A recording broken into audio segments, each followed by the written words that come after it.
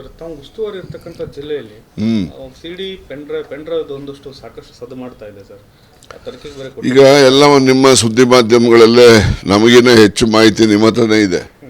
ಅದರಿಂದ ನಾನೇನು ಹೆಚ್ಚು ಮಾಹಿತಿ ಹೇಳಕ್ಕೆ ಹೋಗೋದಿಲ್ಲ. ಈಗಾಗಲೇ SITಯನ್ನು ಕಾನ್ಸ್ಟಿಟ್ಯೂಟ್ ಮಾಡಿದ್ದಾರೆ. SIT ಕಾನ್ಸ್ಟಿಟ್ಯೂಟ್ ಮಾಡಿದ ಮೇಲೆ ಅವರು ತನಿಖೆಯನ್ನು ನಿಷ್ಪಕ್ಷಪಾತವಾಗಿ ಮಾಡಬೇಕು ಅಂತೇಳಿ ನಾನು ಕೂಡ ಸಂಬಂಧಪಟ್ಟಂಥವ್ರಿಗೆ ಸೂಚನೆ ಮಾಡಿದ್ದೇನೆ. ಈಗಾಗಲೇ ಯಾರು ತಪ್ಪು ಮಾಡಿದ್ದಾರೆ, ತಪ್ಪು ಮಾಡಿರೋರಿಗೆ ಶಿಕ್ಷೆ ಆಗಬೇಕು ಅಂತಕ್ಕಂಥದ್ದು ಎಲ್ಲರ ಅಭಿಪ್ರಾಯ. ಅದೇ ನನ್ನ ಅಭಿಪ್ರಾಯವೂ ಕೂಡ ಅದೇ.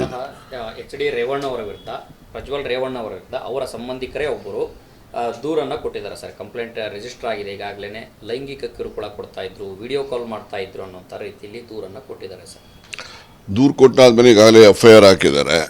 ಬೇಸ್ಡ್ ಆನ್ ದಿ FIR ಈಗಾಗಲೇ SITನೂ ಕೂಡ ಕಾನ್ಸ್ಟಿಟ್ಯೂಟ್ ಮಾಡಿದ್ದೇವೆ. SIT ಅಧಿಕಾರಿಗಳು ಈಗಾಗಲೇ ಸ್ಥಳ ತನಿಖೆ ಮಾಡ್ತಕ್ಕಂಥದ್ದು. ಅವರು ಹೊಳೆನರಸೀಪುರ ಅಲ್ಲೆಲ್ಲ ಕೂಡ ಭೇಟಿ ಮಾಡಿ ಏನು ತನಿಖೆಯನ್ನು ಯಾವೆಲ್ಲ ಆಯಾಮಗಳಲ್ಲಿ ಮಾಡಬಹುದಾಗಿದೆ ಎಲ್ಲ ಆಯಾಮಗಳಲ್ಲೂ ಕೂಡ ನಿಷ್ಪಕ್ಷಪಾತವಾಗಿ ತನಿಖೆ ಮಾಡ್ತಾರೆ. ತನಿಖೆಯಲ್ಲಿ ಯಾರೇ ತಪ್ಪಿತಸ್ಥರಿದ್ರೂ ಕೂಡ ಅವರನ್ನು ಕಾನೂನಿನಂತೆ ಕ್ರಮ ತೆಗೆದುಕೊಳ್ತೇವೆ. ಸಂತ್ರಸ್ತರು ಒಂದಷ್ಟು ಆತಂಕವನ್ನು ವ್ಯಕ್ತಪಡಿಸ್ತಾ ಇದ್ದಾರೆ ಭದ್ರತೆ ಬಗ್ಗೆ ಸರ್. ಇಲ್ಲ, ನಾವು ಅವರಿಗೆ ಸಂಪೂರ್ಣವಾದಂತಹ ಭದ್ರತೆಯನ್ನು ಕೊಡ್ತಕ್ಕಂಥದ್ದು ಸರ್ಕಾರದ ಕರ್ತವ್ಯ ಕೂಡ ಇದೆ. ಅವರಿಗೆ ಭದ್ರತೆಯನ್ನು ಕೂಡ ಒದಗಿಸ್ತೇವೆ. ಅದರಲ್ಲಿ ಯಾವುದೇ ರೀತಿಯ ಸಂಶಯ ಬೇಕಿಲ್ಲ ಸರ್. ತಾವು ಹಾಸನದ ಉಸ್ತುವಾರಿ, ಚುನಾವಣೆಯ ಸಂದರ್ಭದಲ್ಲೇ ಈ ರೀತಿ ಪೆನ್ಡ್ರೈವ್ಗಳನ್ನು ಹಂಚ್ತಾ ಇದ್ರು ಅಲ್ಲಿ ಅನ್ನೋಂಥದ್ದು ಇತ್ತು. ನೀವು ತಮ್ಮ ಗಮನಕ್ಕೆ ಏನಾದ್ರು? ಈಗ ನೋಡಿ, ನನ್ನ ಗಮನಕ್ಕೆ ಆ ರೀತಿ ಚುನಾವಣೆ ಮಾಡ್ತಕ್ಕಂಥವನಲ್ಲ ನಾನು. ಪೆನ್ಡ್ರೈವು ಯಾರು ಮಾಡಿದ್ರು ಏನು ಮಾಡಿದ್ರು ಅದು ಕೂಡ ತನಿಖೆ ನಡೆಯುತ್ತೆ.